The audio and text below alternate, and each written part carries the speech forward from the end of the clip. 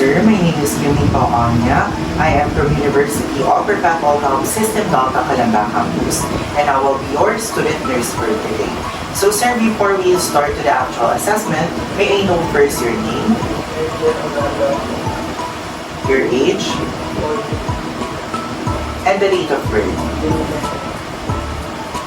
Alright, thank you so much, sir, for providing that information, no? So now, let's go on first to the subjective data. I'm going to get your history taking po muna tayo. So I'm going to ask you several questions to you and you're going to answer it po. Okay lang po ba yun? Okay.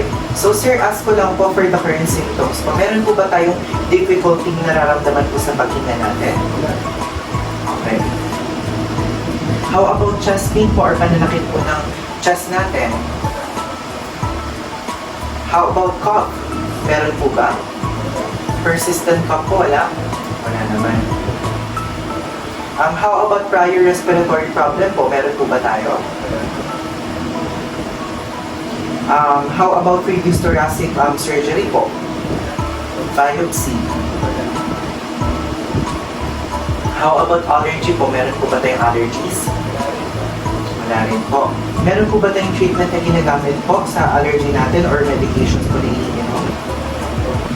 Yeah. Eh, sa pulmonary study naman po ba nakapagpa-x-ray na po ba tayo or skin or immunization in the past 6 months po? Opo. Okay. For the family history naman po, ask ko lang po kayo is meron po ba sa pamilya niyo po na nagkaroon po ng pulmonary disease? Wala naman po. Gumagamit po ba tayo ng tobacco or nagsisigarilyo po ba tayo? Hindi naman po tayo nagsisigarilyo or nagkakamit ng tobacco. How about sa environment po natin, sir? Meron po ba sa pamilya natin na naninigarilyo po tapos naaamoy natin or nalalangka? Meron po. So, assuming sir na second-hand smoker po tayo, no?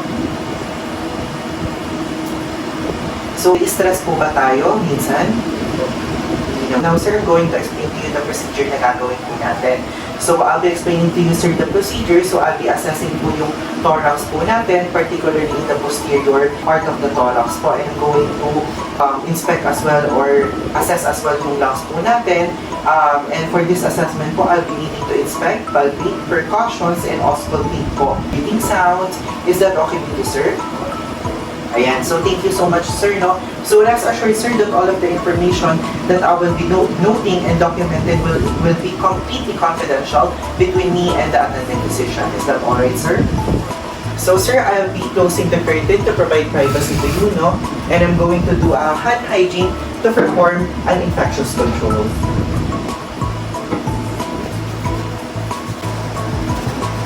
So, ngayon po, I'll be handing to you the patient's gown para makapagpalit na po tayo. So now, I already done instructing the patient to change it to the patient's gown, and I'm already done performing hand hygiene and give the patient's privacy. So now, I'm going to starting the assessment to the posterior thorax. So for the first procedure that I'm going to do is I'll be inspecting the patient's back by shape, configuration, chest wall, and the position of the scapula. And I will going also to be assessing the patient's accessory muscle as well as the patient's posture. So now, sir, can you inhale? Inhale. Relax, inhale po tayo. Relax. Inhale, exhale. So for the next one, I'll be palpating for the sensation and tenderness of the patient. So sir, allow me to put on gloves first and do the proper hand hygiene. Is that alright, sir? So now I'll be palpating for the tenderness and sensation of the patient, and I'm going to note if there are some additional personal issues that we are going to do. Sir, here.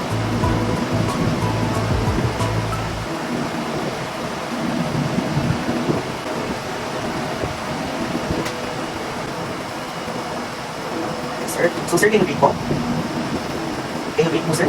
Okay, malaki po. Okay. So sir, meron po ba tayong nararamdaman na anything upon palpating it po? Wala naman po. Ito po. Ito po, sir. Ito. Wala naman po kayong nararamdaman na anything. So now po sir, I'll be using my dorsal part of my hands po. Okay. Okay.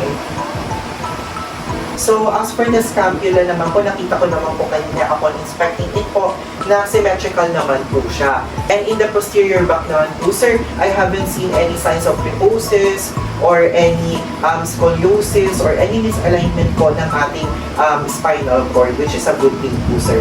When I ask you po, sir, na mag-breathe po tayo, I observe po that you uses po yung ating shoulder po as an accessory muscle po sa pag-breathe in or sa pag-breathe out po, sa pag-inhale, exhale po natin. Upon checking naman po yung temperature natin, nakita ko naman po na it is equally bilateral naman po.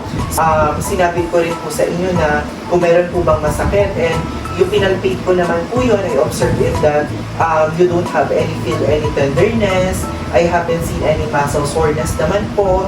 Also, there are no lesions available as I expect the back of your body po, which are good thing po. So sir, for the next naman po na gagawin natin is I'll be now palpating for the primitus and I'm using the ulnar part of my hand. That sir, i-instruct ko lang po kayo kung pwede niyo po bang sabihin yung word na 99 kapag sinabi ko. I'll be palpating lang po yung primitus natin. So sir, can you say 99? Okay. No sir.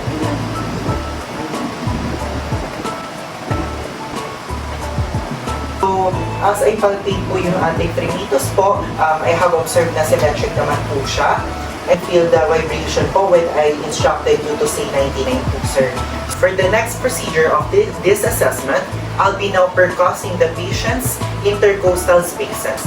Sir, to begin with po, now percussing po yung ating intercostal spaces.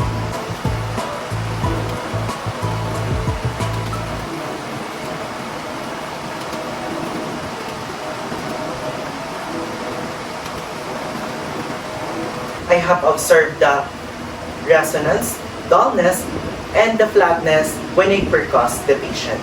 I'll be now percussing and performing the diaphragmatic execution. So can you please inhale, exhale, and hold. Okay.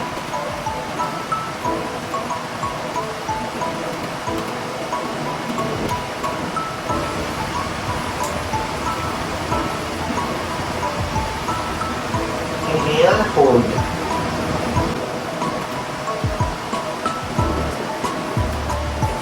Next and last part of our assessment, sir, I'll be auscultating the breath sound and I'll be observing if there are any possible or any presence of normal sounds.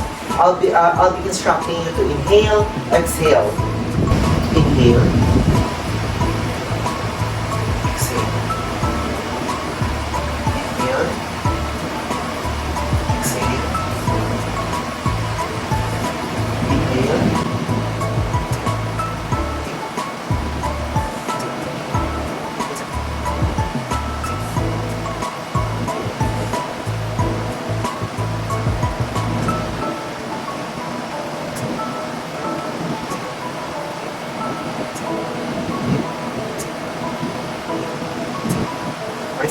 So for the next step naman, sir, I'll be quoting again po yung ating stethoscope and I'm going to instruct you to say 99. Is that alright?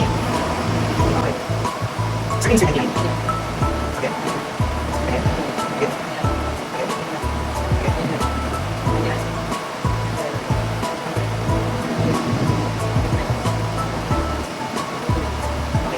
So, next one naman po sir na procedure na gagawin natin is I'll be auscultating po yung ating ego coding. Okay na po ba yun?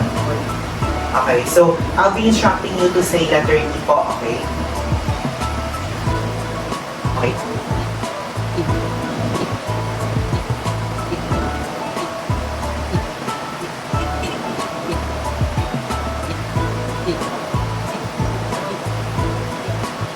Next one, sir, I'll be instructing you to whisper po. 1, 2, 3. 1, 2, 3. So, okay, sir, can you whisper that phrases po upon auscultating na?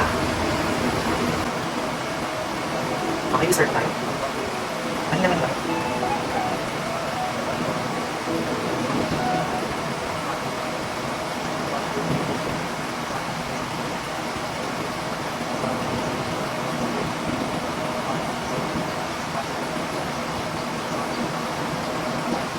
Alright, thank you so much, sir.